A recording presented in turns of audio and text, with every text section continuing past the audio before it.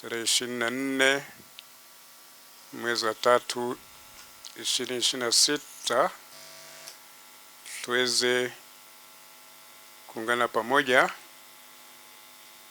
Awali ya yote kumshukuru Mungu kwa baraka nyingi anazotujalia, zikiwemo baraka ya uhai na kuendelea kutegemeza katika uhai huo, baraka ya imani pia, na kwa namna ya pekee leo kumshukuru Mungu kwa baraka ya mvua ambako tumealikana leo kuweza kuungana pamoja kuombea marehemu wa familia pamoja na majirani zetu waliotutangulia, na kwa namna ya pekee aliyetukusanya hapa ni Bernadette Kemelembe aliaga dunia juzi na akazikwa jana. Tumuombee pumziko la amani mbinguni pamoja na marehemu wote. Haya milele wape Bwana, wapumzike kwa amani. Ndugu zangu, tukiri dhambi zetu ili tupate kusahilishwa kuadhimisha mafumbo matakatifu. Wewe uliyetumwa kuwaponya wanaotubu moyoni, Bwana uturumie. Wewe uliyekuja kuwaita wakosefu, Kristo uturumie. Wewe uliyeketi kuume kwa Mungu Baba ukituombea, Bwana uturumie. Mungu Mwenyezi aturumie, atusamehe dhambi zetu, atufikishe kwenye uzima wa milele.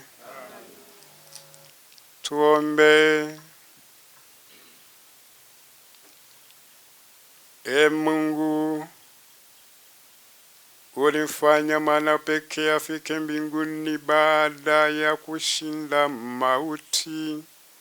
Tunakuomba wajalie watumishi wako marehemu, ili baada ya kushinda mauti ya maisha haya waweze kukutazama milele wewe uliye Muumba na Mkombozi, kwa njia ya Bwana wetu Yesu Kristo mwanao, anayeishi na kutawala nawe katika umoja wa Roho Mtakatifu Mungu milele na milele.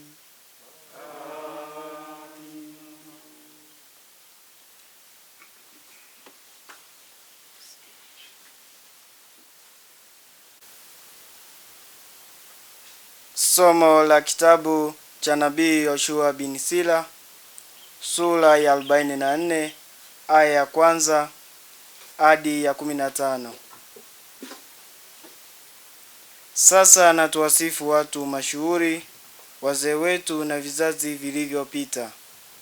Bwana aliwapa fahari kubwa, akawafanya wakuu tangu siku za kale.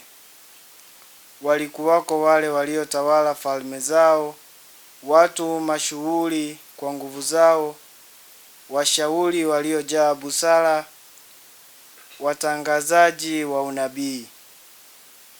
Wengine waliongoza mataifa kwa mawazo yao, wakawa wenye maarifa ya elimu kwa faida ya watu, wenye hekima katika maneno na mafundisho yao. Walitunga nyimbo kwa ufundi, wakabuni mashairi na kuyaandika. Walikuwa matajiri wenye mali tele, waliishi kwa utulivu katika makazi yao. Hao wote waliheshimika katika vizazi vyao, wakawa wenye fahari nyakati zao. Baadhi yao waliacha jina jema duniani, na watu wakatangaza sifa zao mpaka leo. Wako na wengine ambao hawakumbukwi, ambao wametoweka wakawa kama hawakuishi. Walikuwa kana kwamba hawakupata kuzaliwa, kadhalika na watoto wao baada yao. Lakini wale wengine walikuwa watu wema ambao matendo yao adili hayajasahaulika. Mali yao ubaki na wazawa wao, na huo ndio urithi wao. Wazawa wao uzingatia agano, na kwa ajili yao wataendelea kufanya hivyo. Nasaba yao itadumu milele, na fahari yao haitafutika. Miili yao ilizikwa kwa amani, na majina yao yanadumu kizazi hata kizazi. Watu watasimulia hekima yao, na jumuiya ya watu itatangaza sifa zao. Neno la Bwana.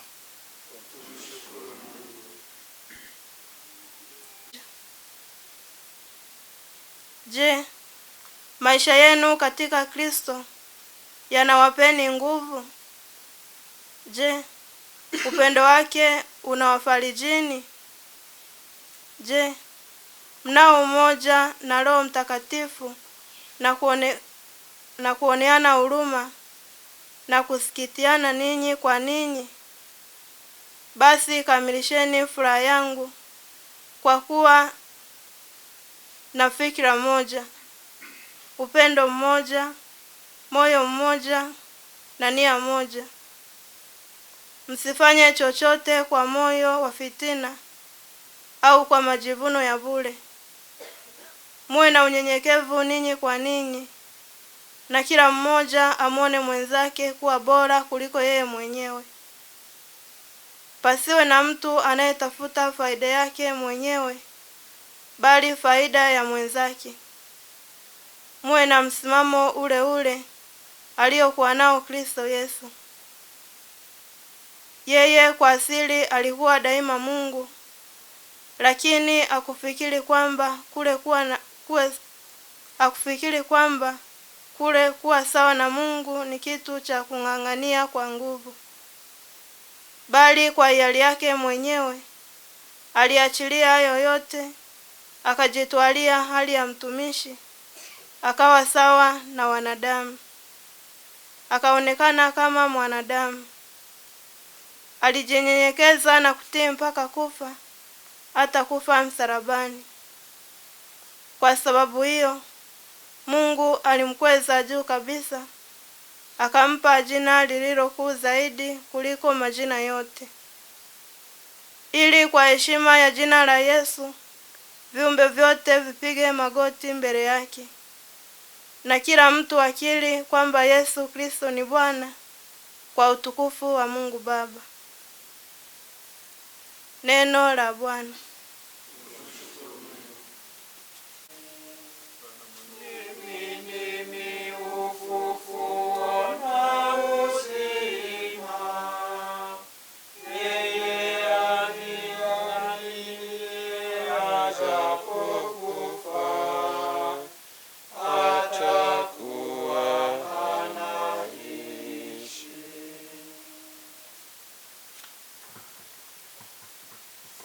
Bwana awe nanyi.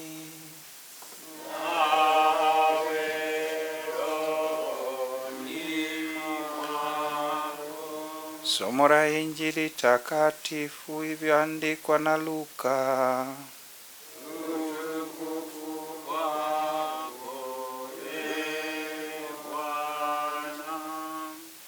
Ni sura ya 12 aya ya 35 hadi 40. Muwe tayari, mmejifunga mkanda kiunoni na taa zenu ziwe zinawaka. Muwe kama watumishi wanaomngojea bwana wao arudipo kutoka harusini, ili wamfungulie mara atakapobisha. Heri yao watumishi wale ambao bwana wao atakaporudi atawakuta wanakesha. Na waambieni, hakika huyo bwana atajifunga mkanda kiunoni, atawaketisha mezani na kuwahudumia. Hata kama atarudi usiku wa manane au alfajiri na kuwakuta wanakesha, heri yao watumishi hao. Jueni kwamba kama mwenye nyumba angejua saa ambayo mwizi atakuja, angekesha, wala hangeacha nyumba yake ivunjwe. Nanyi kadhalika muwe tayari, maana Mwana wa Mtu atakuja saa msiyoizania. Neno la Bwana. Sifa kwako,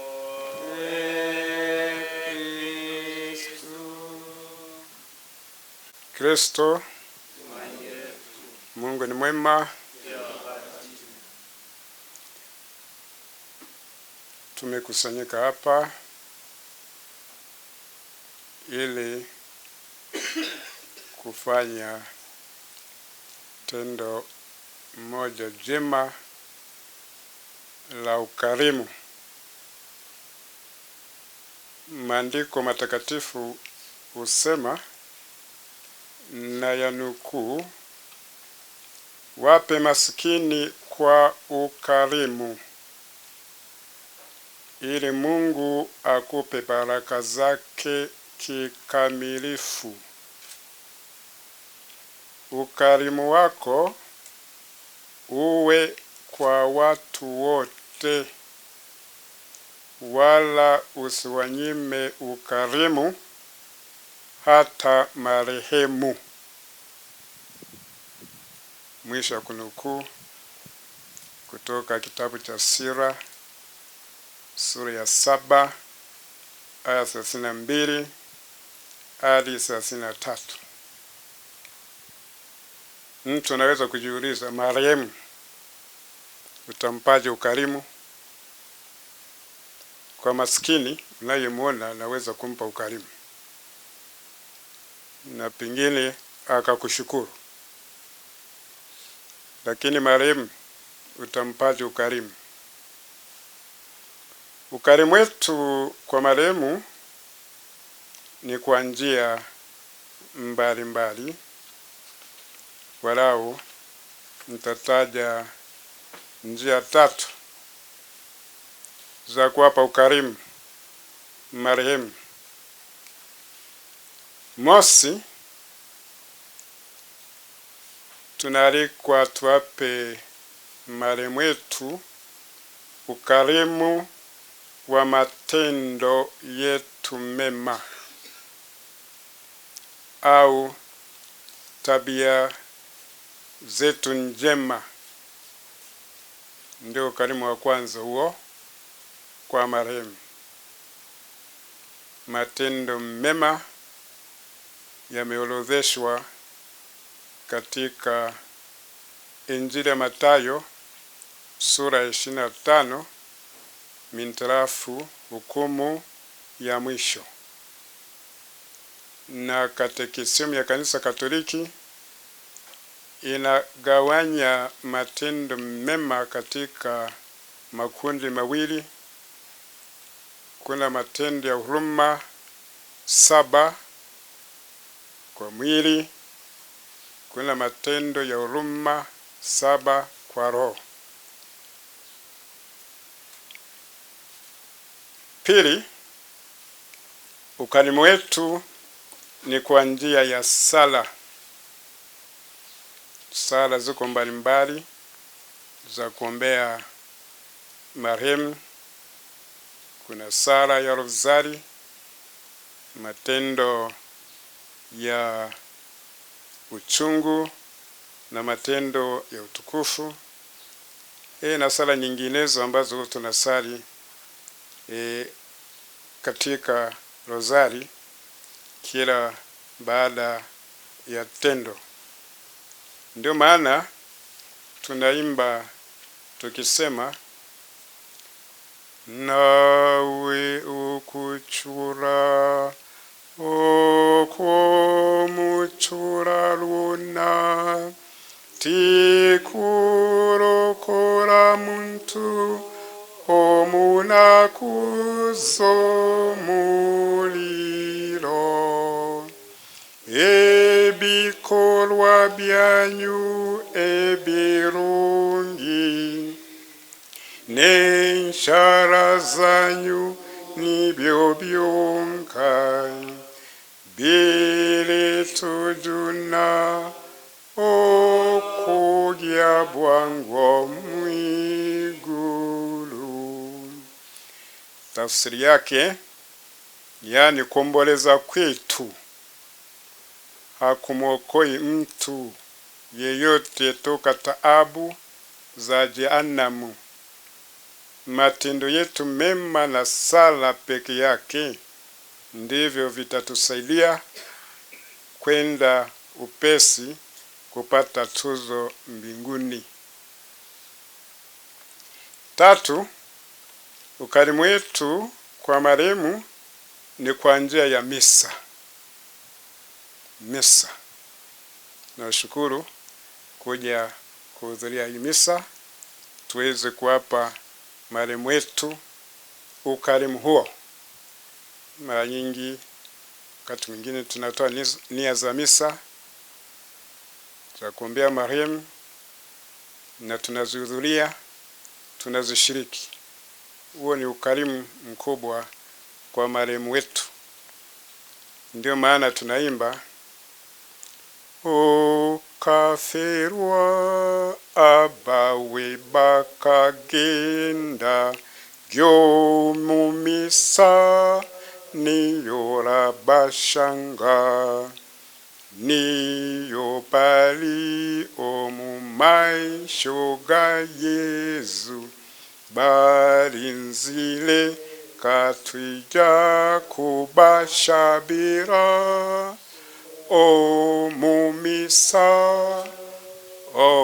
omumisa.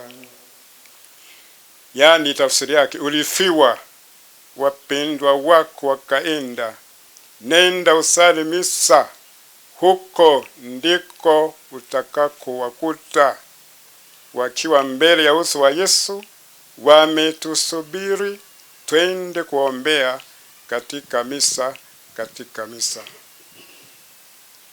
Sijui wanamuziki wanaweza kuimbaje hiyo wimbo kwa sauti tulioimba awali. Ulifiwa, wapendwa wako wakaenda, nenda usali misa, huko ndiko tawakuta wakiwa mbele ya uso wa Yesu, wametusubiri huko, twende kuombea katika misa. Nimepatia? Huko ndio umetusubiri, twende kuombea. Umesubiri. Asante sana kwa ukarimu huo. Wazainya Yesu ni waitamba, wazainya twimeno mukama, waitu Mungu balebu mwana wawe, batulinde batwize tugoshoke, batujune tulokoke. Daima tunapowakumbuka marehemu wetu, na walika tuzingatie mambo 8 yafuatayo. Tutumie fursa kuzingatia mambo 8. Mosi, sisi binadamu hatuwezi kuwa na kila kitu, maana sisi sote ni viumbe wenye kufa. Mwisho kunukuu kutoka kitabu cha Sira sura ya 17 aya 30. Pili,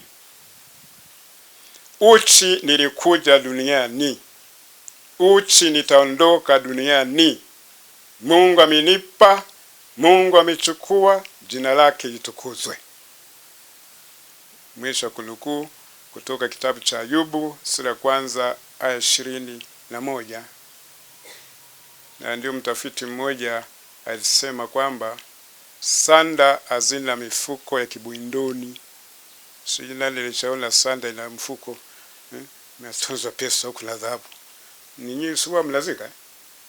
Nani alishaona hiyo sanda? Au jeneza lenye mtoto wa jeneza au mtoto wa meza urantile yupo na ilapo anguku mtope samani ngendina hapo.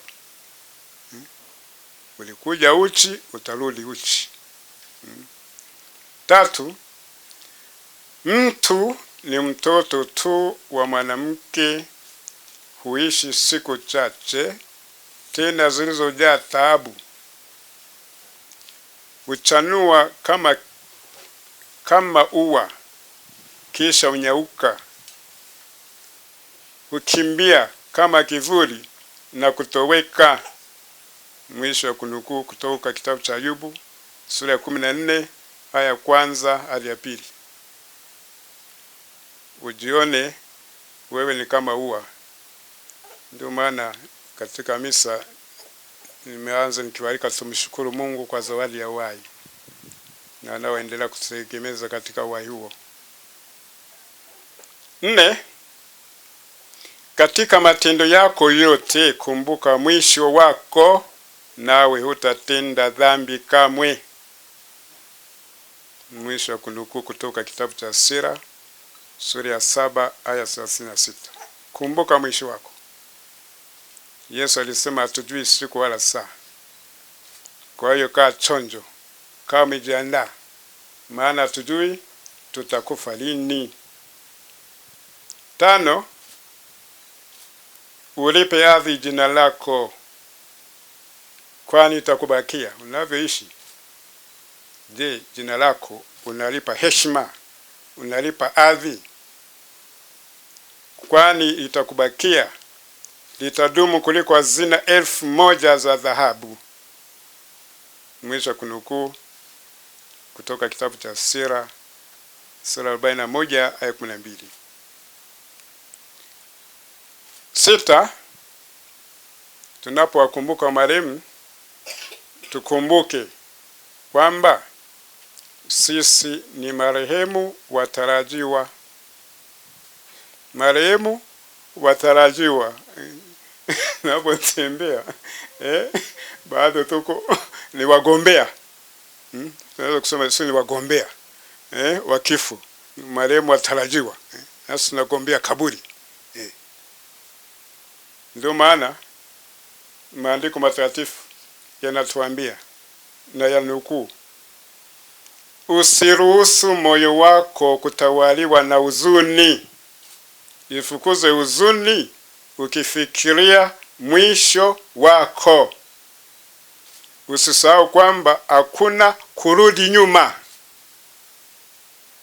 Hakuna kurudi nyuma, hakuna reverse. Maisha hayana reverse. Ukifikiria mwisho wako. Niko na jirani yangu daima anapenda kubaki kijana, kuonekana kijana. Mvi zikaanza kumea kichwani, akaanza kutafuta ile dawa kiatu kuficha hizo. Ana brush kiatu na ana brush nywele zake nyeupe zionekane nyeusi, ni kijana. Yani anahangaika. Lakini watoto umfichua, babu shikamo. Wanakwenda na wewe, hata kama nywele nyeusi wewe ni babu. Yani Mungu alivyotumba, sio watoto wanajuaje kwamba huyu ni babu, huyu ni baba, huyu ni kaka, huyu siwezi kumpa shikamo. Anaona tu licha nywele zako kwa nyeusi. Mwingine anaweka wigi, aonekane binti mzuri, mrembo. Bibi, ujambo? Kwa hiyo narudia, usiruhusu moyo wako kutawaliwa na huzuni. Ifukuze huzuni ukifikiria mwisho wako. Usisahau kwamba hakuna kurudi nyuma. Humsaidii marehemu chochote na unajizuru mwenyewe. Unajizuru mwenyewe. Kumbuka utakufa kama alivyokufa jana yeye, kesho wewe. Soma kitabu cha Sira sura ya 38 aya 20 hadi 22. Hivyo kaa chonjo katika neema ya utakaso. Kaa chonjo ukimjua Mungu wako, ukimpenda Mungu wako, ukimtumikia, kusudi hatimaye uweze kupata tuzo huko mbinguni. 7. Tunapowakumbuka marehemu wetu, tuombe sana tuwe watu wa dini, tuwe wacha Mungu. Tupende sana kutembelea nyumba za ibada mara nyingi, na hasa Dominika. Tuwapende na kuheshimu na kuwasaidia viongozi wetu wa dini, wahudumu wa kanisa. Soma kitabu cha Sira sura ya 7 aya 29 hadi 31.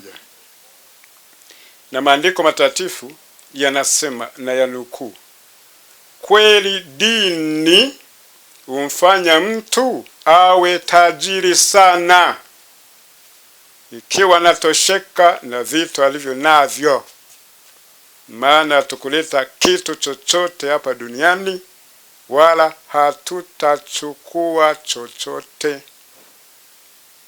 Soma barua kwanza ya Mtume Paulo kwa Timotheo sura ya 6 ya 6 hadi ya 7. 8. Maandiko matakatifu yanaendelea kutukumbusha yakisema, msiupende ulimwengu wala chochote kilicho cha ulimwengu. Vitu vyote vya ulimwengu ni vitu vipi hivyo?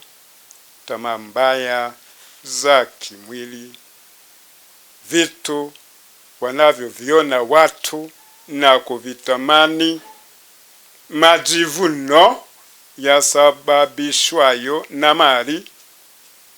Vyote havitoki kwa Mungu, bali vyatoka kwa ulimwengu. Ulimwengu pamoja na vitu vyake vyote vyenye kutamanika unapita, lakini mtu atendaye atakalo Mungu anaishi milele. Mwisho kunukuu kutoka barua kwanza Yohane sura ya 2 aya 15 hadi 17.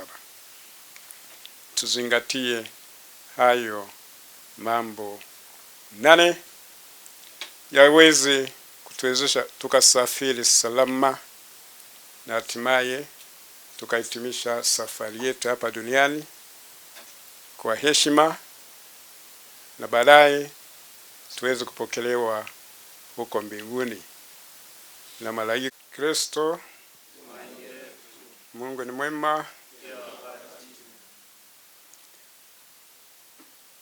Tumekusanyika hapa ili kufanya tendo moja jema la ukarimu. Maandiko matakatifu husema, na yanukuu, wape maskini kwa ukarimu, ili Mungu akupe baraka zake kikamilifu. Ukarimu wako uwe kwa watu wote, wala usiwanyime ukarimu hata marehemu. Mwisho kunukuu kutoka kitabu cha Sira sura ya 7 aya 32 hadi 33. Mtu anaweza kujiuliza, marehemu utampaje ukarimu? Kwa maskini unayemwona anaweza kumpa ukarimu na pengine akakushukuru, lakini marehemu utampaje ukarimu? Ukarimu wetu kwa marehemu ni kwa njia mbalimbali. Walau nitataja njia 3 za kuwapa ukarimu marehemu. Mosi, tunaalikwa tuwape marehemu wetu ukarimu wa matendo yetu mema au tabia zetu njema. Ndio ukarimu wa kwanza huo kwa marehemu. Matendo mema yameorodheshwa katika Injili ya Mathayo sura ya 25 mintarafu hukumu ya mwisho, na katekisimu ya Kanisa Katoliki inagawanya matendo mema katika makundi mawili. Kuna matendo ya huruma 7 kwa mwili, kuna matendo ya huruma 7 kwa roho. Pili, ukarimu wetu ni kwa njia ya sala. Sala ziko mbalimbali za kuombea marehemu. Kuna sala ya rozari, matendo ya uchungu na matendo ya utukufu, na sala nyinginezo ambazo tunasali katika rozari kila baada ya tendo. Ndio maana tunaimba tukisema, nawe ukuchura okumuchura luna tikurokora muntu omunakuzomuliro ebikolwa byanyu ebirungi n'enshara zanyu nibyo byonka biritujuna okugya bwangu mwigulu. Tafsiri yake, yani kuomboleza kwetu hakumwokoi mtu yeyote toka taabu za jehanamu. Matendo yetu mema na sala peke yake ndivyo vitatusaidia kwenda upesi kupata tuzo mbinguni. 3, ukarimu wetu kwa marehemu ni kwa njia ya misa. Misa. Nashukuru kuja kuhudhuria hii misa tuweze kuwapa marehemu wetu ukarimu huo. Mara nyingi wakati mwingine tunatoa nia za misa za kuombea marehemu na tunazihudhuria, tunazishiriki. Huo ni ukarimu mkubwa kwa marehemu wetu. Ndio maana tunaimba, okaferwa abawe bakagenda gyomumisa niyora bashanga niyo pali omumaisho ga Yesu balinzile katwija kubashabira omumisa.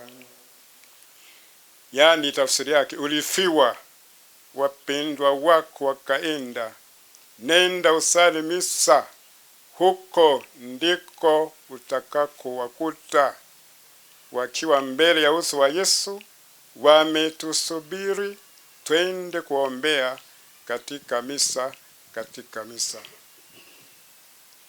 Sijui wanamuziki wanaweza kuimbaje hiyo wimbo kwa sauti tulioimba awali.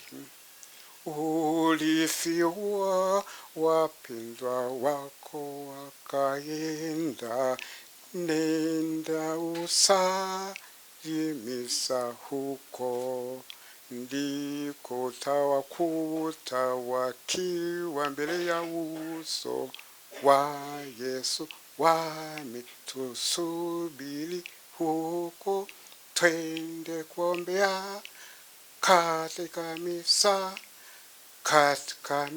Nimepatia? Huko ndio umesubiri, twende kuombea. Umesubiri. Asante sana kwa ukarimu huo. Wazainya Yesu ni waitamba, wazainya twimeno mukama, waitu Mungu balebu mwana wawe, batulinde batweze tugoshoke, batujune tulokoke. Daima tunapowakumbuka marehemu wetu, na walika tuzingatie mambo 8 yafuatayo. Tutumie fursa kuzingatia mambo 8. Mosi, sisi binadamu hatuwezi kuwa na kila kitu, maana sisi sote ni viumbe wenye kufa.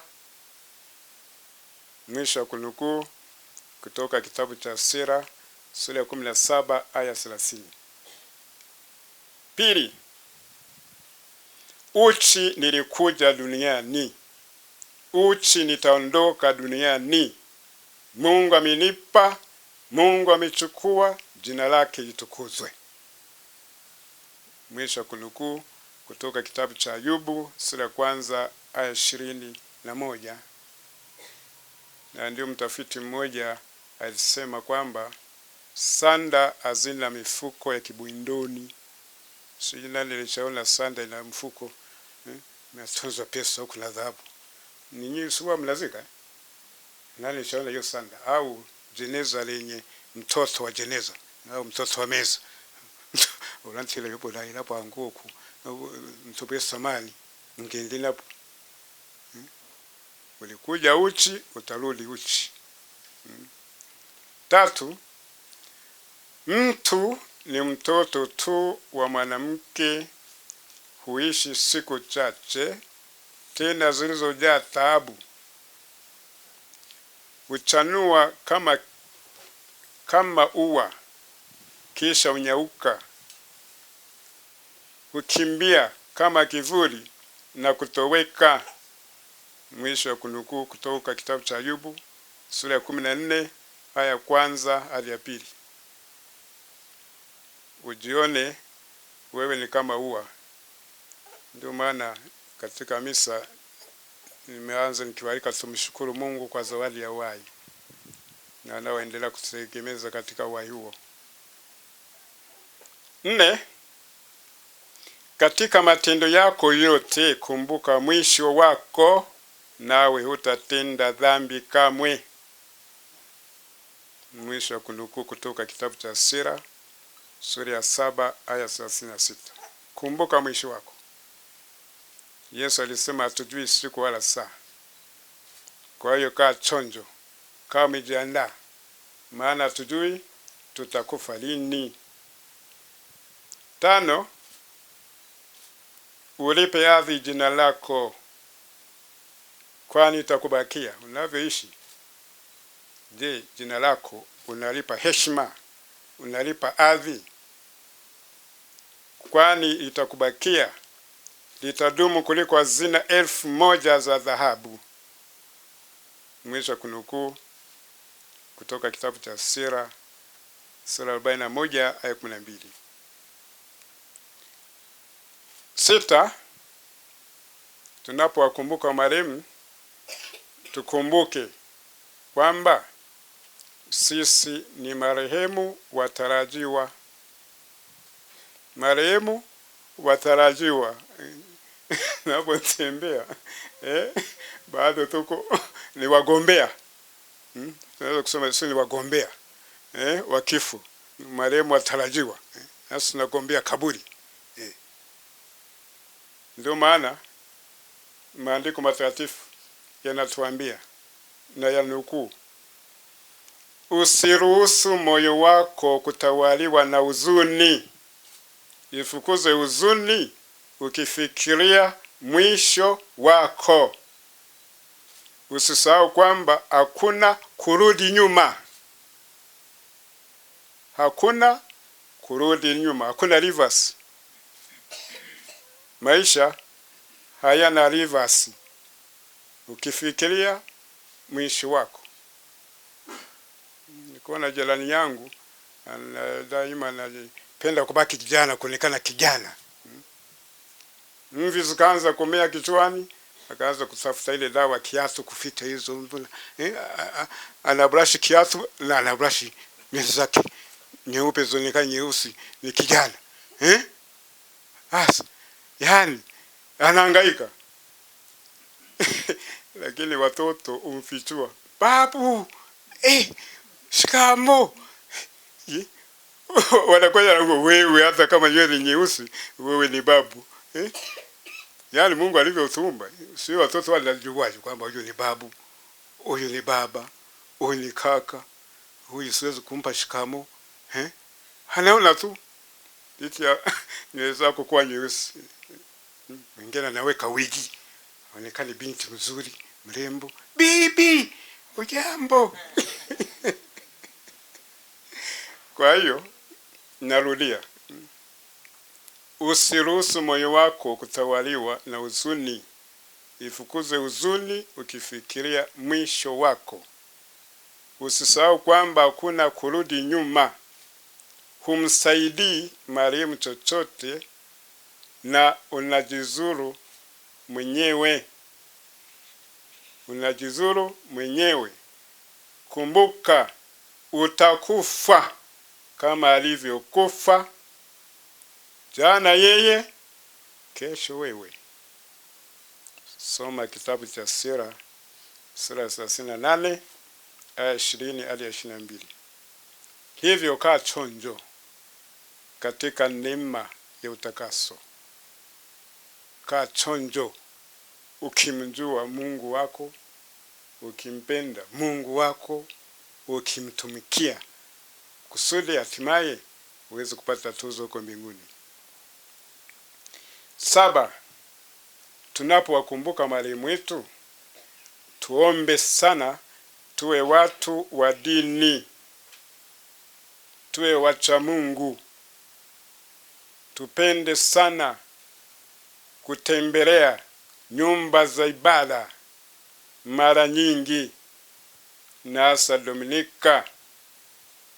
Tuwapende na kuheshimu na kuwasaidia viongozi wetu wa dini, wahudumu wa kanisa. Soma kitabu cha Sira sura ya 7 aya 29 hadi 31. Na maandiko matakatifu yanasema na yanukuu, kweli dini humfanya mtu awe tajiri sana ikiwa natosheka na vitu alivyo navyo. Maana tukuleta kitu chochote hapa duniani, wala hatutachukua chochote. Soma barua kwanza ya Mtume Paulo kwa Timotheo sura ya 6 ya 6 hadi ya 7. 8. Maandiko matakatifu yanaendelea kutukumbusha yakisema, msiupende ulimwengu wala chochote kilicho cha ulimwengu. Vitu vyote vya ulimwengu ni vitu vipi hivyo? Tamaa mbaya za kimwili, vitu wanavyoviona watu na kuvitamani, majivuno yasababishwayo na mali, vyote havitoki kwa Mungu, bali vyatoka kwa ulimwengu. Ulimwengu pamoja na vitu vyake vyote vyenye kutamanika unapita, lakini mtu atendaye atakalo Mungu anaishi milele. Mwisho kunukuu kutoka barua kwanza Yohane sura ya 2 aya 15 hadi 17. Tuzingatie hayo mambo 8 yaweze kutuwezesha tukasafiri salama na hatimaye tukahitimisha safari yetu hapa duniani kwa heshima, na baadaye tuweze kupokelewa huko mbinguni na malaika takatifu. Tusimame tuweze kuombea marehemu wetu kwa kusali litania kwa ajili ya marehemu, na ndiyo itakuwa sehemu ya maombi yetu. Kristo tusikie. Kristo tusikilize. Yesu uliyekufa msalabani, tutaitikia uwahurumie ndugu zetu. Uliyeshuka kuzimu, uliyefuka kwa utukufu, nguvu ya wanaozimia, mlango wa uzima na tumaini letu, tutaitikia uwaopoe e Bwana, kwa mateso na msalaba wako, kwa kutolea uzima wako, kwa kumwaga damu kwa ajili yetu. Tutaitikia twakuomba tusikie. Sisi wakosefu, wasamee dhambi zao, watimizie katika ufalme wa Baba. Tupate kutubu dhambi zetu, tupate kukusadiki wewe, tupate kukutumainia wewe, tupate kukupenda wewe, tupate kuishi ndani yako, marehemu wote wapate kuishi kwako. Tutaitikia uwaombee ndugu zetu. Maria Mtakatifu uliyepalizwa mbinguni, kimbilio la wakosefu, tulizo la wenye huzuni, Yosefu mtakatifu, Mikaeli mtakatifu, watatifu wote wa Mungu, tuombe kama tulivyofundishwa na Bwana. Baba yetu uliye mbinguni, ufalme wako ufike, utakalo lifanyike duniani kama mbinguni. Tupe leo mkate wetu wa kila siku. Tusamehe makosa yetu kama tunavyosamehe na sisi tukosea, usitutie katika kishawishi, lakini tupoe mavuni. Amina. Raha ya milele wape Bwana, wapumzike kwa amani.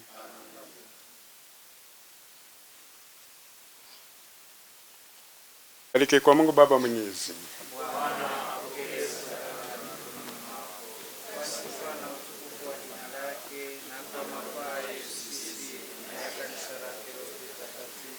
E Bwana, tunakuomba uitazame kwa wema dhabihu tunayokutolea kwa ajili ya watumishi wako marehemu, na hao waliowajalia heshima ya imani ya Kristo, wajalie pia tuzo yake kwa njia ya Kristo Bwana wetu.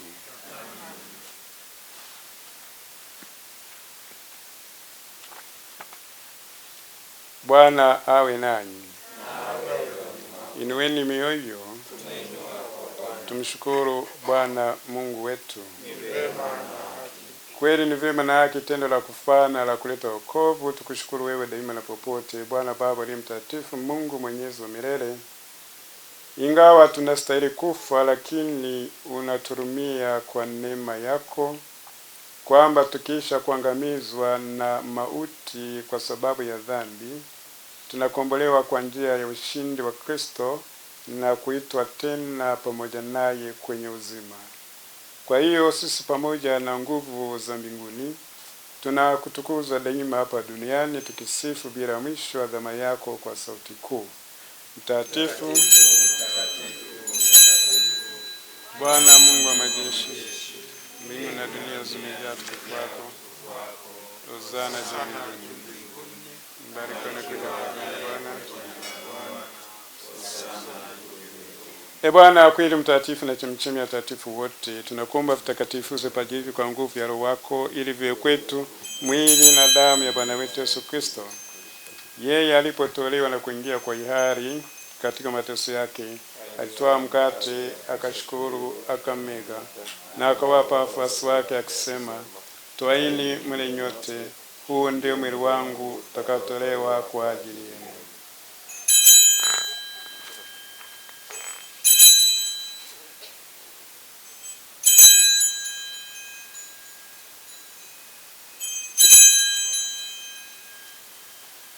Vivyo hivyo baada ya kula, akitoa kikombe na kushukuru tena, aliwapa wafuasi wake akisema, twaini mnywe nyote, hiki ndicho kikombe cha damu yangu, damu ya agano jipya na la milele, itakayomwagika kwa ajili yenu na kwa ajili ya wingi kwa ondoleo ya dhambi. Fanyeni hivi kwa ukumbusho wangu.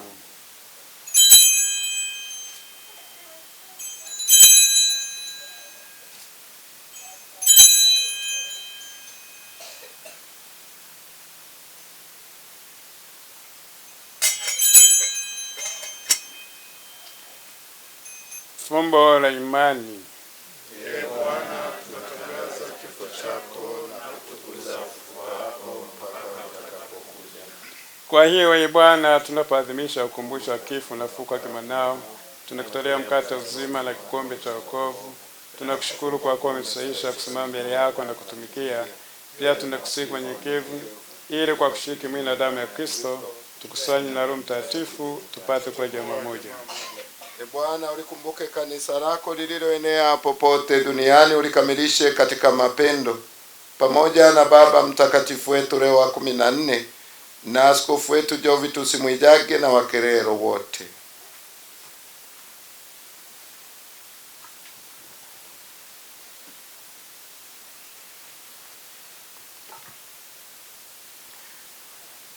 Wakumbuke pia ndugu zetu waliofariki dunia wakiwa na tumaini la ufufuko, na marehemu wote waliofariki dunia katika huruma yako, wapokee kwenye nuru ya uso wako. Tunakuomba utuhurumie sisi sote, ili pamoja na Maria Bikira mwenye heri mama wa Mungu na Mtakatifu Yosefu mume wake huyo Bikira, mitume wenye heri na watakatifu wote wa kupendeza tangu kale, tustahili kushiriki uzima wa milele na kusifu na kutukuza kwa njia ya mwanao Yesu Kristo.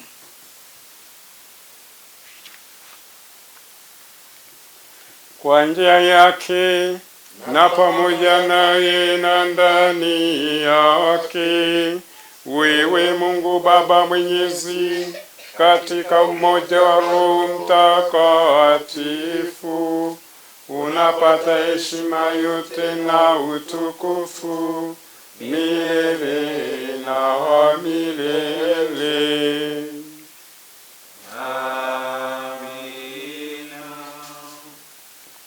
Kwa kulitii agizo la Mwokozi wetu na tukifuata mafundisho yake ya kimungu, tunathubutu kusema: Baba yetu uliye mbinguni, Jina lako litukuzwe, ufalme wako ufike, utakalo lifanyike duniani kama mbinguni. Tupe leo mkate wetu wa kila siku, samehe makosa yetu kama tunavyowasamehe na tuliotukosea, usitutie katika kishawishi, lakini tupoe mavuni. Ee Bwana, tunakuomba utupoe katika maovu yote, tujalie kwa wema amani maishani mwetu, kusudi kwa msaada huruma yako utupolie daima na dhambi, wala tusifadhaishwe na jambo lolote, tunapotazamia tumaini lenye heri na ujio wa Mwokozi wetu Yesu Kristo. kwa kuwa ufalme wako na nguvu na utukufu hata milele. Ee Bwana Yesu Kristo, uliwaambia mtume wako, amani na wachini, amani yangu na wapa, usizitazame dhambi zetu ila tu imani ya kanisa lako. Upende kujalia amani na umoja kama alivyo mapenzi yako, unaishi na kutawala milele na milele. Amen. Amani ya Bwana iwe daima nanyi. Mwana kondoo wa Mungu,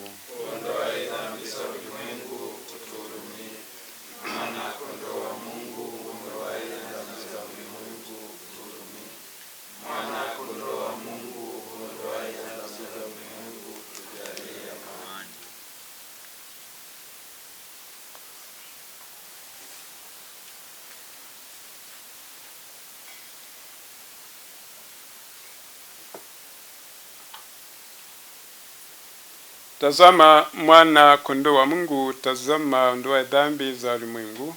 Heri yao walialikwa kwenye karamu ya mwana kondoo. Bwana, sistahili kwangu, lakini sema neno tu na roho yangu itakuwa. Mina damu ya Kristo tulinde tupate uzima milele. Amen.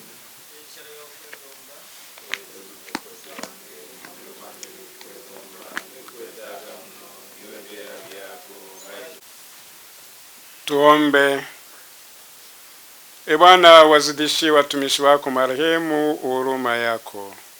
Kwa ajili ya sadaka hii ulioipokea katika ubatizo, uliwapa neema yako, na sasa wape furaha kamili ya milele. Kwa njia ya Kristo Bwana wetu.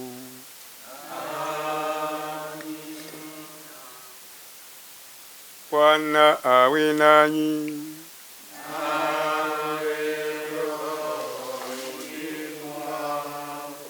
Jina la Bwana litukuzwe. Sasa na hata milele. Msaada wetu katika jina la Bwana Aliyeumba mbingu na dunia. Na baraka yake Mungu Mwenyezi, ya Baba na Mwana na Roho Mtakatifu, iwashuke na kukaa nanyi daima. Nendeni na amani.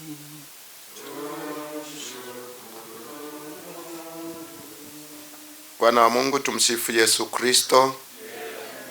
Baada ya adhimisho la misa takatifu, tutaleta nia za misa za kuwaombea marehemu. Baada ya kuleta nia za misa, tutakwenda kubariki makaburi. Karibuni.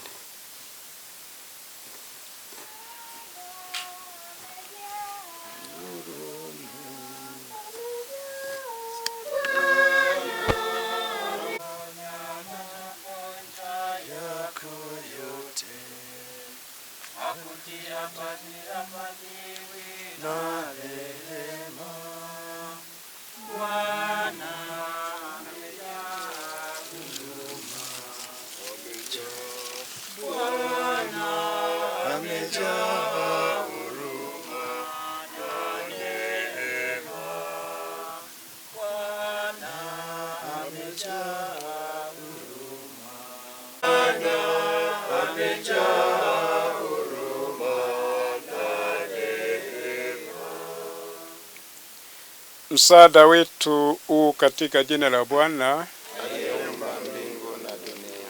Bwana awe nanyi. Nawe rohoni mwako. Tuombe. E Mungu, roho za waamini wako za pumzika kwako. Upende kulibariki kaburi hili. Umweke na malaika wako mtakatifu alilinde. Mjalie kwa huruma huyu mtumishi wako Bernadetta Kemelembe anayelala katika kaburi hili, apumzike kwa amani mpaka utakapomwangaza wakati wa kufua. Umjalie aone mwanga wa milele kule mbinguni. Tunaomba hayo kwa njia ya Kristo Bwana wetu. Amen.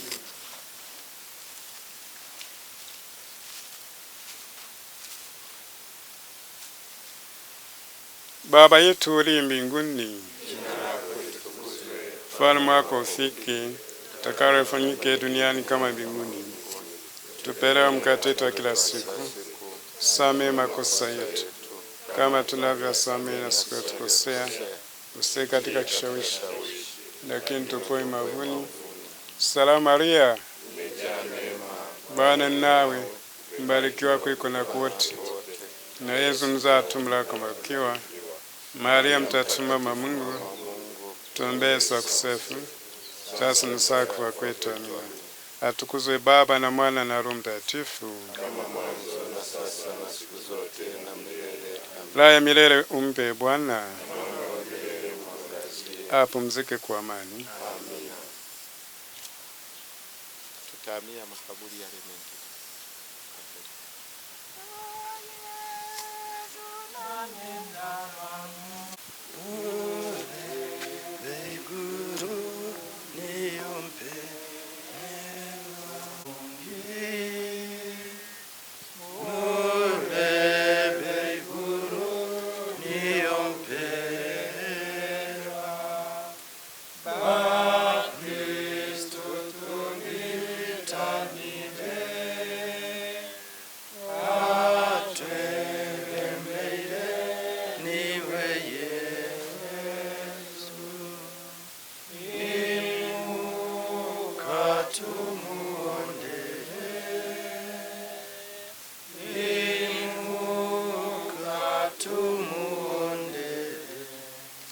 Msaada wetu katika jina la Bwana Aliyeumba mbingu na dunia.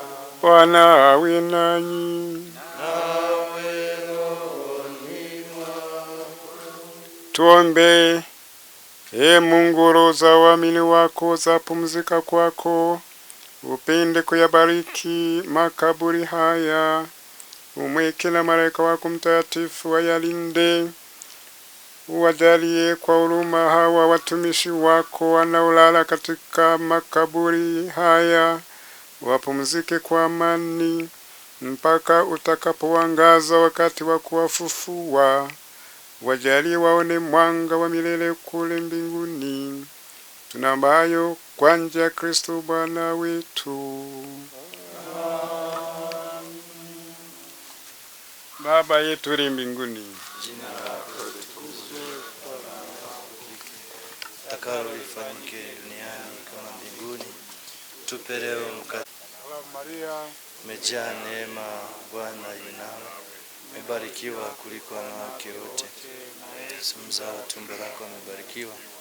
Maria mtakatifu, mama wa Mungu, tuombee sisi wakosefu sasa na saa ya kufa kwetu. Atukuzwe Baba, Mwana na Roho Mtakatifu, kama mwanzo na sasa na siku zote na milele. kwa amani.